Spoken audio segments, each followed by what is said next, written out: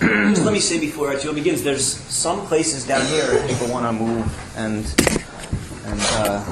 try and sit. At least on the floor down here. There's some seats too. And there's even a seat here if someone wants to move. Lectern. So,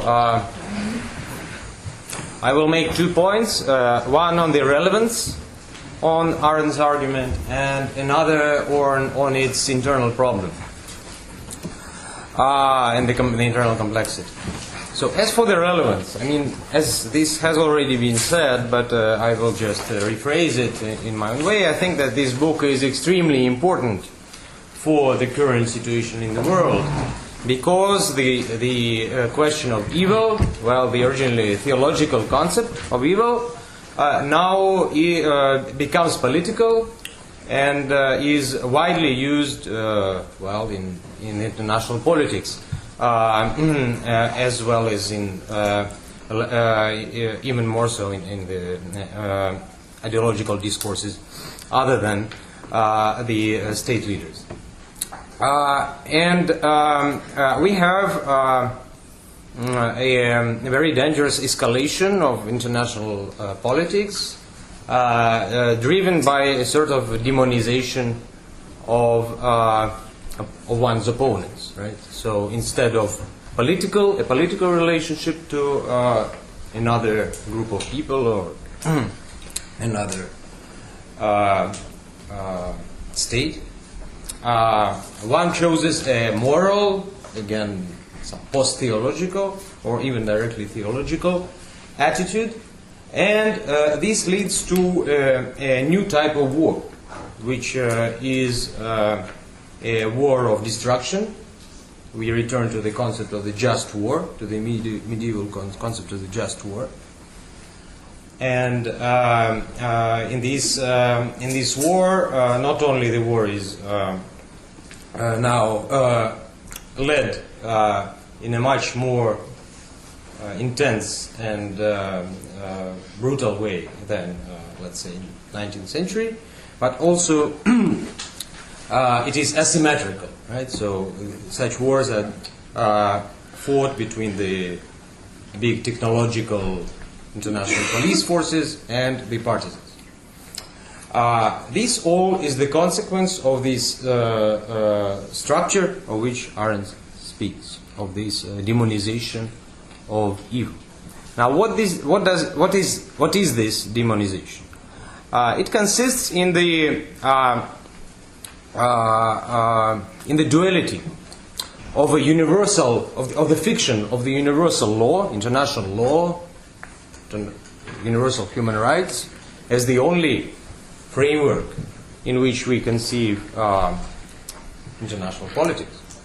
And on the other hand, everything that does not fall under these categories appears as exceptional and ultimately, if it's something we don't like, demonic. So it is this double bind of inclusion and exclusion which produces this satanic or demonic evil with which we deal in the international politics. And the danger is, and that's what Arendt is showing, that this attitude is actually reflecting itself into the consciousness and acts of the actual people, right? So it's not only the problem of the international legal system, but it's the problem of individual subjects or group subjects who actually commit this evil. Well, what we call evil. Because they start to treat themselves as non-actors, right? They explain their own actions, for example, by the fact that everyone is doing this, or they explain it by some objective or objectified knowledge, reasoning, as Roger calls it, and this is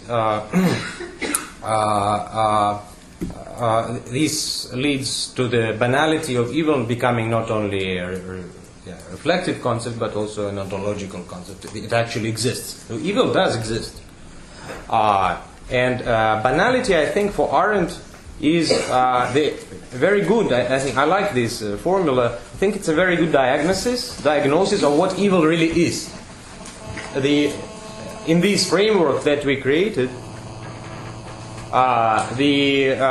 demonic evil is not demonic, but it is banal, and therefore it is even more horrible if it would be demonic. Because the banality of evil, I think, names a space between the inclusion into the law and exclusion from the law. The banality of evil is a gray zone between the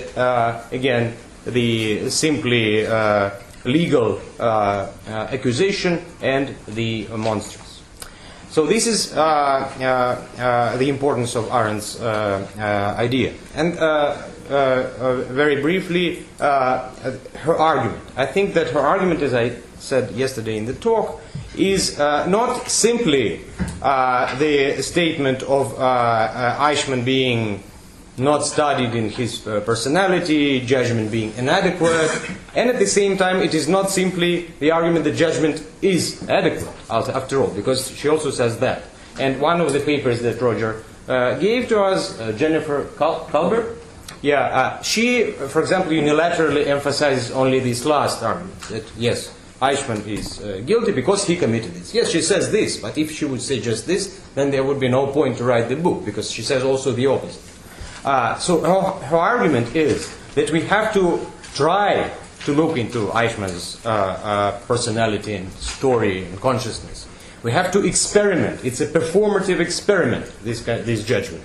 And only when we fail in reaching into the depth of Eichmann's consciousness, of his motives, and of his story, only then we actually have a right to do what the court in Jerusalem did straight away, which is to say, you did this, you are guilty. So that's this complex argument of the book, which is not easily read by most readers, is not understood.